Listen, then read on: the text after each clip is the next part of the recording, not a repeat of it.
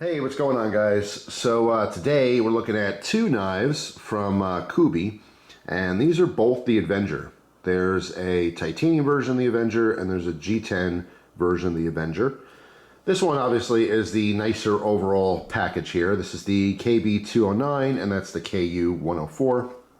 I want to say they came out with this one first, and then they did a more budget-friendly version of it.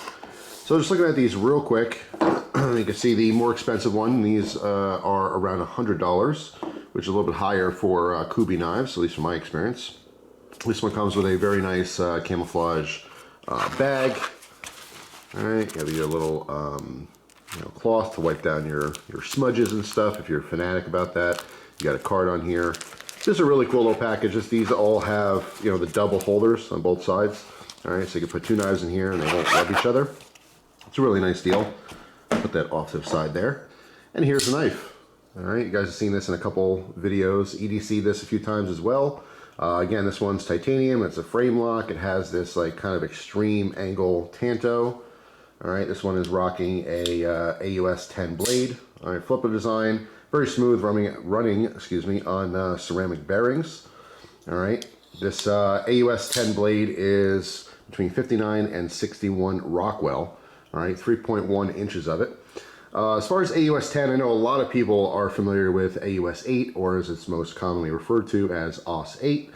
All right, AUS 8 is super common, cheaper steel, pretty much on the soft side, holds an okay edge, not that bad. Definitely a very good choice for more budget knives. The AUS 10 is definitely a much better performance. All right, if you use this directly against an AUS 8, you can definitely see the longevity of the blade retention. I'd say it's definitely better than 440C, all right, which is saying a lot because 440C is still an awesome standard for a lot of people, but it's not quite like in the VG10, arena. It's like somewhere in between there. Again, without just, using knives back to back with different steels, very similar blade geometry and profiles, it's kind of hard to really understand this type of stuff. You have to really just use hundreds of knives to go, okay, yeah, I get that steel. All right, for most people, it's kind of like, oh yeah, it kind of stayed sharp for a while, or it didn't, you know what I mean? But for the knife fanatics out there, the steels always matter, all right? And it's always important to know a little bit about them to see what you're gonna get as far as performance, because that's the whole point of a knife. None of it matters except for that sharp edge, right? That's why you got the thing. But anyway, the AUS 10 is definitely more impressive than the AUS 8. All right, pretty cool, smooth knife. We'll come back to it in a second. Just want to show you the other version here. I use this one a lot more than I use this one, but I did EDC this a couple times just to get an idea of what it'd be like. All right, very similar design in a lot of different ways. Even has the same titanium pocket clip, although this one is a liner lock, but it's also rocking the AUS 10 and pretty much identical blades. I don't think the blades have any real differences, except for a huge difference, and that is in the grind. This one is chisel ground, okay, whereas the original has the V ground blade. All right, so we're gonna get some more details in a second, but I just want to show you that the cheaper version, the KU104, which costs 60 bucks, and around 60 bucks, just comes with a simple cardboard box. All right, no cool pouch or anything. All right, just simple, plain Jane. So right off the bat, I like both knives. They definitely offer something a little bit different. I'm gonna start with this one because again, I use this one the most. All right, so let's zoom in, take a better look at this. All right, this one has a ton of different cuts into it. There's a lot of machining going on here. All right, let me close this for a second. You can see on the outside, we have these kind of raised triangular pattern, a lot of angles on here. All right, very nice decorative, pivot. This is the female side, of course. Your hardware is on the other side. It's also blued. Our hardware is blued. Looking on the back here, you can see there's kind of a zipper type pattern, all right, and that's created by just making simple notches on either side of those scales, but when they line up, it looks kind of like a zipper. Pretty interesting, all right, blued back spacer, all right, little standoff here that's through the hardware, so you can put a lanyard on there if you want. Very cool attention to detail. The flipper is very comfortable as well. On the back side, same deal. We got some cuts in here for our lock bar. All right, there's a lock bar stabilizer in there. The pocket clip is really interesting, kind of a sword, looking pocket clip, full titanium. It is blued, obviously. So you have this kind of titanium and blue overall theme. All right, backing out a little bit. Again, we got that flipper action going. This is what's really unique. I mean, the blade shape is kind of unique. We have this just random cutout in the back here. It doesn't serve any purpose other than looking nice. If you choked up on the knife really high, your thumb kind of sits in there a little bit, but I don't generally do that. If you use your pointer finger, yes, it can work as a rest. There is some type of knives out there that have a little bit of jimping towards the top, and that's pretty much what it's for. If you want to get in close, if you happen to grip your knife in different ways, it's nice to be able to have a little bit more security in your grip. But for most people, it's just going to be a design cue. But what's interesting again is these cutouts on the back. It's just really interesting. It works as jimping because these cross cuts here, okay, they do grab your thumb. It's not very aggressive, but it's just interesting that there's almost like fins, okay? Again, a lot of detail work, very futuristic looking, kind of industrial looking. It's definitely something different. You can see our AUS 10 marking on there. On the front, just the Kuby and the logo. Overall, it's offering something that's a little bit different. That's really what always stands out when I grab this knife, is that it's just different. Now with this one having a frame lock, you can see there's some relief cuts on both sides. This is very, very comfortable. It's comfortable to undo the lock. All right, it's easy to undo the lock. It locks up nice and strong as well. All right, backing out here a second. All right, when holding the knife, it's still very comfortable in the hand as well. I feel that pocket clip just a little bit. It's this corner here. Okay, it's not a sharp corner by any means, but it does stick out, so I feel a little bit in the palm. No real issues with harder cutting though. Compared to the other one, and again, actually before I get to the other one, you can see again, this has a traditional V-ground blade. All right, so it's ground on both sides, as opposed to the cheaper $60 version, which is ground on the front, but that is it. Okay, it's a flat back, so it is chisel ground.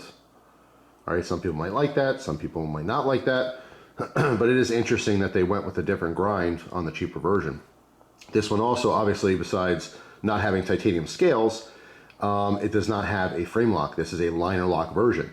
Now, if you look at the liner lock, you can see there's those large scallops, and I've never been a fan of this. There's a lot of Chinese knives that do this. I don't know of any other knife from any other country that happens to have these huge scallops. It's usually something that's on super cheap knives.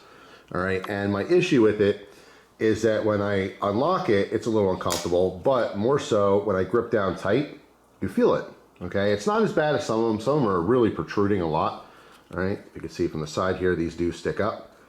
And how your finger wraps around it, look like it'd be worse than it is, but I do feel a lot of the scale, but it's there. It's definitely there. And then when I unlock the knife, it's just uncomfortable. It almost feels sharp. It's not sharp at all, but it gives that same impression as like just sharp edges, you know? So just not a fan of those cutouts. Besides the cutouts, I think it's definitely worth investigating this one. Obviously it doesn't have the titanium, but you know, saving $40 for pretty much the same performance and the same overall style is pretty cool. I mean, obviously we're all here to get cool knives as cheap as possible. All right, so if you like this one and you're like, yeah, that's really awesome and I love it and everything, but you know, $100 is a lot of money for a lot of people. All right, I don't care even if you're buying $400 knives. $100 is not nothing. It's not a cheap knife in my opinion. $100 is an expensive knife. All right, so having that $40 takeoff, that discount, I mean, it's almost half the price. Again, same performance, except for the fact that it is chisel ground. That will turn some people off. I'm not a huge fan of chisel ground blades. I really wish they did a V grind on this. I have no idea why they just decided to do a chisel ground. I don't think it's saving that much money as far as machine time and stuff, but I don't know. I don't make knives. I do review them, but it would be interesting to see what it would cost, the cost difference between grinding the other side. I have no idea. Is it pennies? Is it like $5 a knife? I don't really know. All right, so going back to the titanium one, I just like it. It's just cool. It's just so different. What I really like about the design on both knives, but specifically on this one, is because I used it more, is the front end, because there's such an extreme angle. A lot of Tantos are up higher, all right, a little steeper. This one's pretty shallow, and because of that, it almost creates like a chisel front, all right? So you can use this very easily in a very comfortable grip to chisel things, as well as scrape stickers off of glass, like specifically scraping stickers off of glass, which is what I did when I got my new car. I used this knife and I had to scrape off a couple stickers. Carvana has information stickers like serial numbers and all kinds of stuff. All right, so I had to clear those off, and this worked very nicely for that. The timing was superb because it just works so well. You know, but obviously not everyone has a need for a chisel. It's just kind of a cool concept. What this really creates is 2 points, okay? Just like any Tanto, but this is a very distinguishable point. So like, let's say, here, perfect example. I don't need this box anymore. So if I want to cut open a box, okay, I can obviously use the tip of this, but because it's such an extreme angle, it's almost, it's awkward to turn my hand so much to use the tip to cut something open. Whereas now with these knives, when I've been using them, I'm using the secondary point as the tip. It's very natural to be able to push down and slice through, okay? Works absolutely beautifully for that. So that is a huge bonus, again, with the blade profile, all right? It is a strong tip. You're not going to easily break this. So I just want to show you the top profile here of those blades. All right, again, titanium is on the left. You can see that the G10 version is actually a little thinner overall, okay? And it is chisel ground. Because the right side's flat and the left side's ground, it almost looks like it's hooking to the right, but it's not bent. It is perfectly straight. It's just how the grinds are. All right, the blades are almost identical in design, but you can see towards the tip there, you know, these grinds, you get the light to hit it, right? These grinds are a little bit different. You can see this one is a little bit more straight. This one comes up a little bit higher. You know, so they're extremely similar in a lot of manners, but they are actually different overall. All right, different enough. But yeah, I mean, the AOS 10 is awesome. The titanium is awesome. Just the fact that it's so different is what I like about these. You know, I've only had maybe a dozen Kubey knives since they've started as a company, or since I've at least known about them. They've all been really impressive, but they've all been generally cheaper knives, like, you know, $40 to $60 blades. And seeing this one for $100, it was definitely intriguing. You know what I mean? And I have to say, I'm pretty impressed with it. For $100, there's a ton of options out there. This wouldn't be a go-to recommendation. I wouldn't just tell people, yeah, hey, I got $100 to spend, what should I get? I wouldn't think of the KB209, all right, from Kuby as my first suggestion or recommendation. However, people come to me all the time and they say, hey, you know, I got the Spydercos and the Benchmades and the Kershaws and the ZTs, and I got them all. I got everything. But, you know, I got money to spend and I want something new and different. That's when this would really just pop up in my head. I'd say, hey, did you ever check out Kuby? You know what I mean? So it is kind of like an oddball, off-brand thing. But I like them. I like Kuby overall. It's just nice to see that they're coming out with some really just interesting designs. It's just funky. It's totally funky, totally new age to me. You know, but from a quality perspective, it's very high quality. All right, very smooth again with the ceramic bearings. Locks up very, very tight, like a bank vault. All right, just very easy to manipulate, very easy to use that flipper. All right, these little grinds that are in here, all right, or cutouts, I should say, they look like it'd be good to open it manually. It's not. I'm pushing really hard here. If I use 2 fingers, I can get it out. It's uncomfortable. I wouldn't even recommend it. This is pretty much a flipper only. I had to mention it because looking at it here, it looks like, oh yeah, well, I'm not really a super flipper guy, but I can always use the little things to grab my thumb. No, you can't. Not very comfortable. All right, as far as this one, all right, same deal. I can use 2 fingers to get it out. 1 finger, yeah, on this one, it's a little bit looser, the detent, I guess. So you can open this pretty easily with 1 hand. So something else to consider. But with the titanium one, no, not so much. This is a flipper, but a very comfortable flipper at that. So yeah, I just wanted to touch upon these. Just some interesting, different options. It's just not the run-of-the-mill, same old stuff people see. And there's nothing wrong with the same old stuff, by the way. You know, when Spyderco comes out with a new version of the PM2, you know, or a new Sage or whatever, or Benchmade comes out with another version of the 940 or Griptilian, whatever the case is, they're classic for a reason. People love them for a reason. They're awesome knives. They can get quite expensive. 60 bucks, more in the, you know, affordable range for most people. There's a ton of people don't even want to spend $60 on a knife, you know what I mean? So that's already above a budget. But $100, that gets more into the, well, you know, there's a ton of options. A lot of options. I would say the person buying this Kuby is someone who has a fairly large collection already and they want something different. They don't want the same knives their friends have or everyone else has online. It's just odd in a good way, if that makes sense. So, and I love odd. You guys know that. Something that's just totally different. And I commend them for coming up with different designs because it is very, very hard to come up with new knives in 2021 because there's millions of them. I'm not exaggerating. There's millions of different knives out there. So coming up with a brand new design that, I mean, I've never seen anything exactly like this. Of course, I've seen different knives, different tantos that were, more stout like that. I've seen tantos that had even more of an angle, or I should say less of an angle, more of a straight edge on there. I've seen straight up chisel blades, But anyway, I just think they're kind of cool, so I wanted to bring some attention to them. So that is it for this one. Let me know down in the comment section if you have any Kubey knives. If you do, let everyone know what model, what you think of it. Like I said, I've tried them in the past. I've liked them overall, and I kind of like the direction they're going. The AUS-10 is way better than you might think. Again, if you're just comparing to AUS-8, it's not a fair comparison. It's actually a really good steel, but once you hit that $100 mark, people want to see some familiar steels. You want to see some stuff. For a lot of people, unfortunately, in my opinion, unfortunately, they do relate blade steel to price, and it's just, there's so many factors that go into a knife, it's hard to say that. I mean, some people will be like, for $100 you should get S30V or whatever, S35VN, 154 CM. People have all kinds of ideas of what price brackets deserve what blade steels.